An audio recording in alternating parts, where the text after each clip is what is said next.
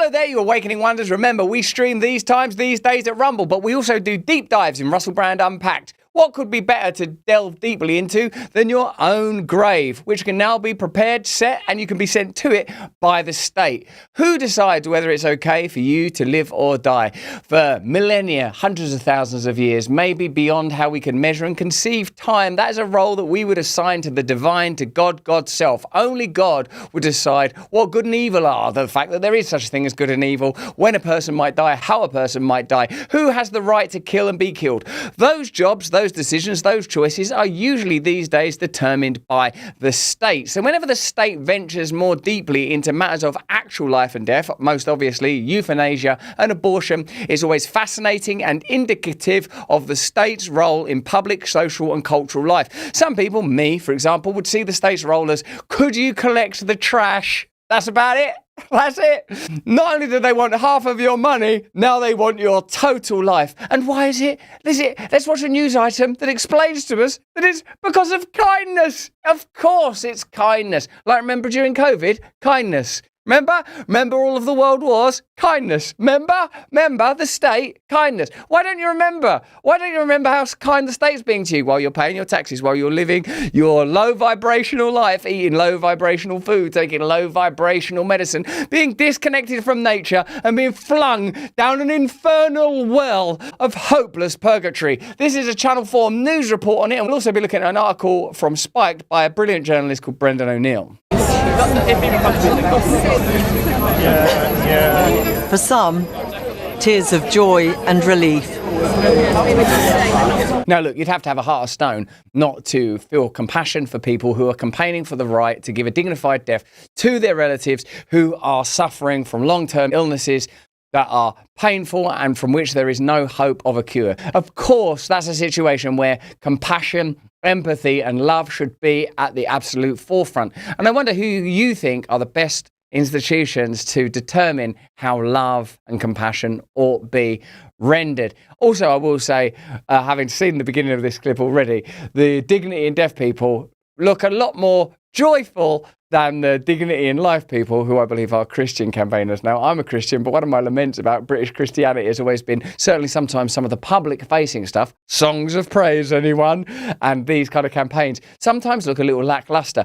Of course, I'm Christian just the same as these people, and as a Christian, I'm in no position to judge anybody. And as a broken, fallen, hopeless man, hey, you've read the papers, I'm not in a position to judge anyone. But I will say the dignity in deaf people look more cheerful and are frankly wearing better T-shirts than the Christians. For others, disappointment, despair even.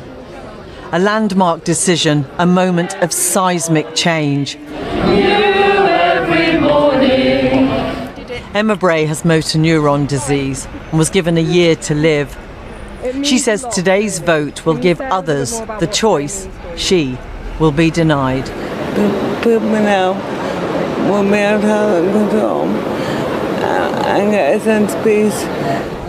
Framed around the language of parliamentary process, policy and legislation, but at heart, the most profound personal questions about life and how it might end.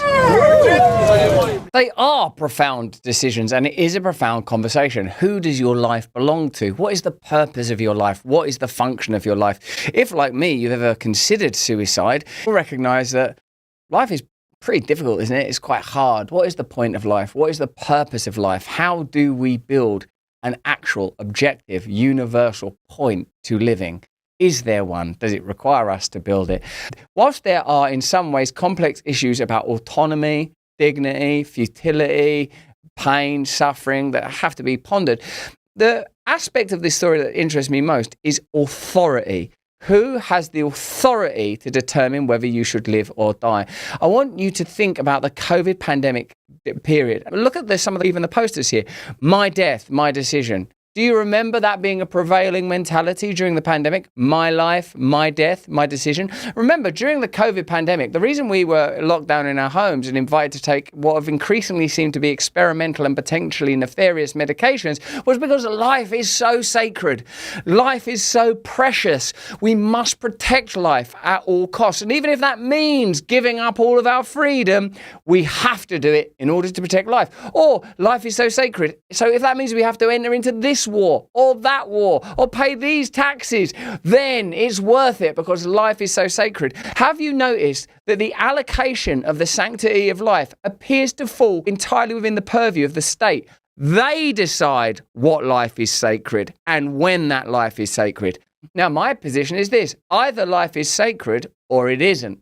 If life is sacred, the policies of administrators and rulers should reflect that sanctity continuously. Perhaps it occurred to you during the COVID pandemic, wait a minute, it's weird that they can suddenly house homeless people like Gavin Newsom when the president of China is in San Francisco. They can cleanse the homeless people from the street because there's a sacredness to a Chinese visit that don't apply on any other regular day. What I'm suggesting is there's so much hypocrisy within the state. And I'm suggesting this as well, to get to the spike at the end of my argument. This will be what used to be referred to as the thin end of the wedge. Firstly, they will offer you the somewhat legitimate idea that people that are intensely suffering should have the right to end their own life. I think they do have the right to end their own life. But I don't agree with the brokerage of the state. And Scripture is very clear. God decides when we live. God decides when we die. Now, if you cast aside that idea, then who decides who lives and dies? A mandate? We can all elect. Should we start having elections? Should we start the Hunger Games? Should we start a battle royale? If life isn't sacred and the right to choose whether people live or die is allocated not to God but to the state will make unusual decisions. They are doing it already. They are joining wars. They are supporting campaigns and ignoring others. They are funding certain areas of health and ignoring others. Note that in general, they will legislate, unconsciously or otherwise, in this direction. In order to increase their own authority, literally giving them the ability to act, like during COVID, or to increase their own authority philosophically, i.e., we have sanctioned that people should have the right to live or die. We have to be extremely careful about this because the state are just human beings like us, backed not by divine principles, but by complex laws that over time bias continually towards the interests of powerful institutions that I think are ultimately an expression of organised evil. In the Commons today, the gravity of the decision they faced obvious on all sides. The woman who sponsored the private members' bill urged the House to seize the moment. And it fills me with despair to think MPs could be here in another 10 years' time hearing the same stories. Maureen Burke, voting for her late brother David. What David needed was a humane, safe and trusted process available to him at home. That would give him agency over his last weeks and months. That is what this bill offers.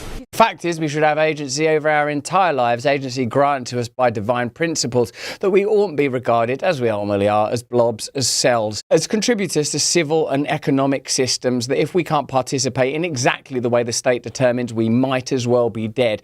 No one's questioning the sincerity of the MP that brought forward this bill or this woman's testimony about her own life, and the suffering is evident, and I don't think anyone would blame them if they sought ways to participate in an expedient demise for their loved ones. I'm sure there are all sorts of ways of handling that morally. What I object to is the intervention and intercession of the state in matters of life and death. The more authority you give the state, the more the state will exploit you. That's a tendency you can't deny over time, because the state's goals are firstly its own preservation and then the enhancement of its own power. It can do this through leveraging crisis, whether these are global pandemics, geopolitical disasters, or in this case, the very personal, dreadful reality of our own individual deaths, something that all of us will face, and if you're anything like me, something you consider quite frequently.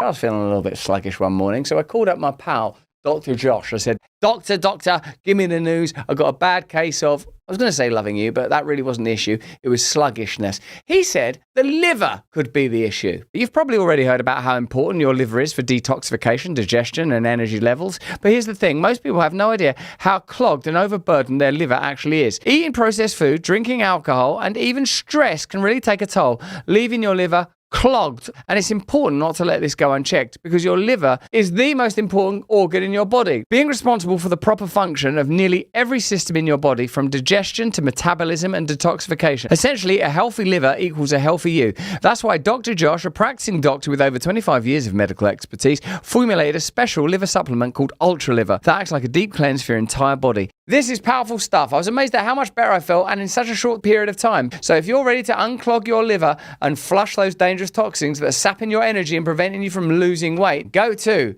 tryultraliver.com/brand to get your hands on Ultraliver today. By the way, it's your lucky day because I just saw that Dr. Josh is running a summer sale where you can get 50% off Ultraliver for a limited time. Take control of your liver, your life, end the bloating, end the gloating, and empower your liver to empower you. Use our special code to get a discount. A free vote saw political opponents join forces to argue against it. Many said they supported the principle, but that this was just a bad bill. What could be more unjust than to lose your life because of poorly drafted legislation? I'm struck by the number of professional bodies which are neutral on the topic of assisted dying in general, but are opposed to the provisions within this bill in particular. The Prime Minister, who'd always made clear his support, arrived to vote on an issue which has divided his cabinet. The ayes to the right, 314. The noes to the left, 291. A momentary insight into the corridors of power, wood-panelled rooms where even when compassion is on display, you have to query whether or not this legislation will more broadly benefit their perspective, i.e. the power over life and death. How will that play out over time? Let's have a look at this article by Brendan O'Neill from Spike. Politicians twist words and abuse language to make lies sound truthful and murder respectable, said George Orwell. That's never rung more true than it does today in the House of Commons this afternoon. MPs spoke in deceitful tongues to make suicide sound attractive and death sound liberal.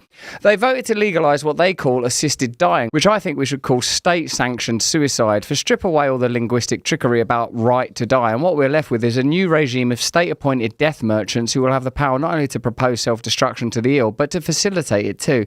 Make no mistake, this is a dark day for Britain. MPs voted by 314 to 291 to pass the terminally ill adults end-of-life bill. This is the private members' bill spearheaded by Labour MP Kim Ledbetter that will empower the state to aid and abet the destruction of lives judged to be less good or less happy than others. It applies to England and Wales.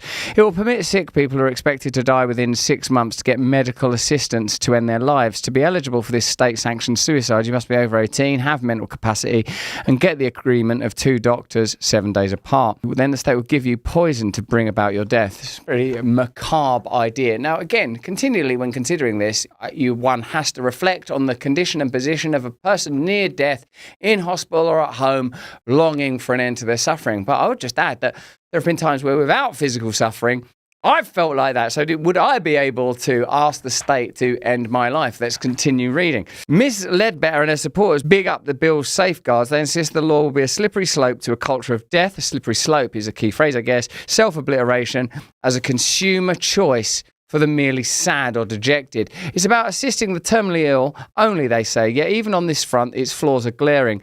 Doctors are often wrong when they estimate how long the sick have left. You might be given 6 months, but get 2 years. What's more, people often feel suicidal upon receiving a terminal diagnosis, but then reflect and change and come to cherish the time they have left. This law unquestionably would lead to the state-facilitated deaths of people who have so much more living to do.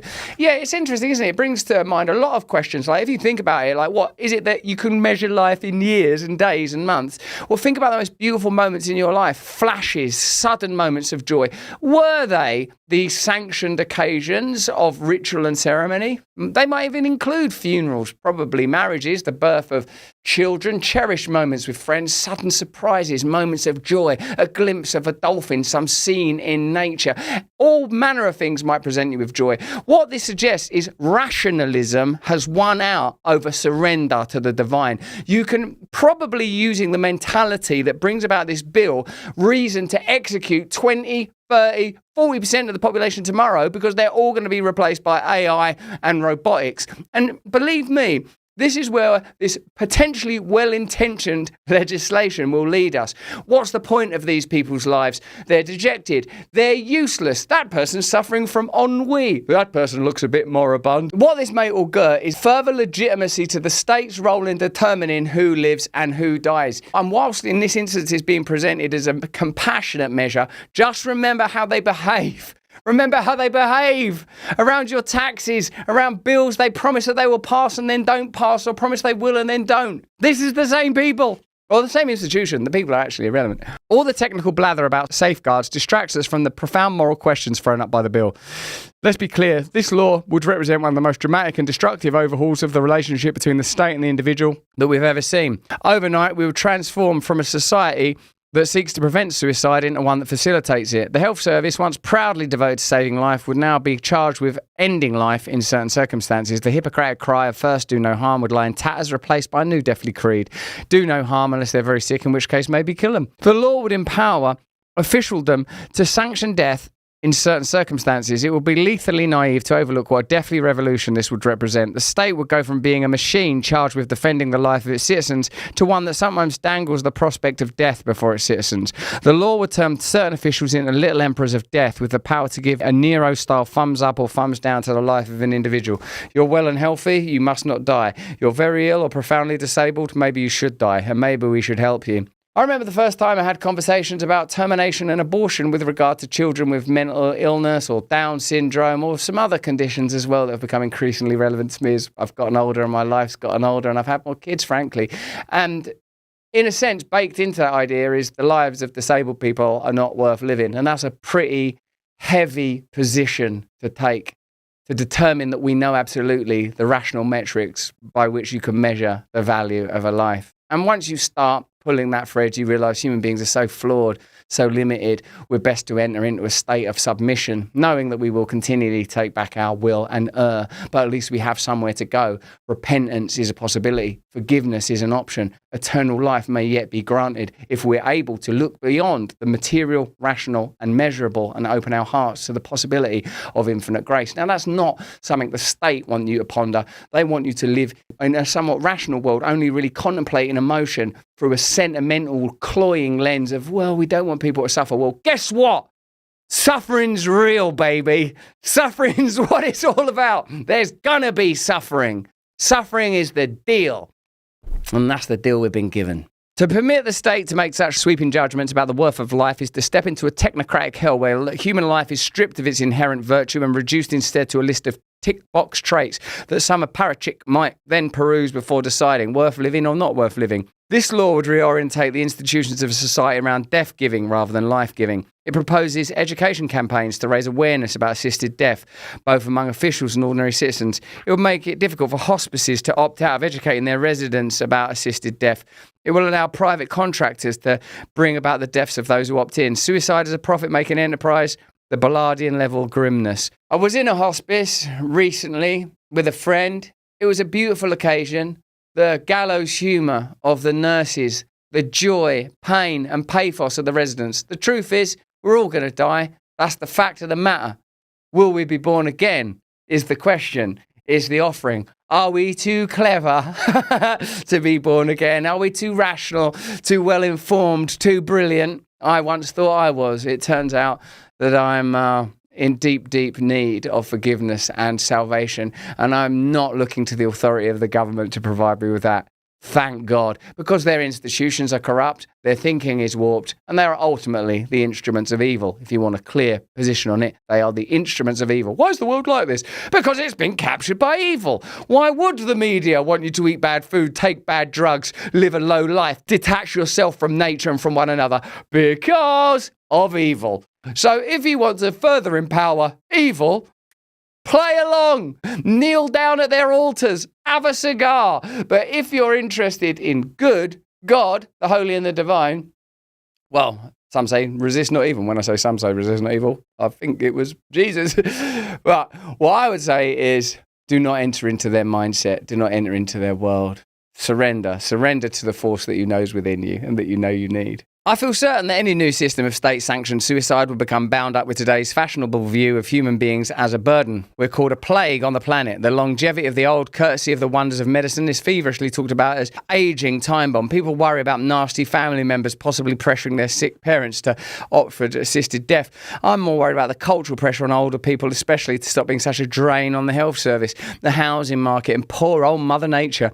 The suicide abetting bill both reflects and will further entrench this dispiriting view of human life as sometimes unbearable or even pestilent, and thus possibly requiring extinguishment. Under Canada's regime of state-sanctioned suicide, some poor people have opted for death because they feel they have no future prospects. What makes us think we can guard against such fantastic horrors just because we have some safety mechanisms in place?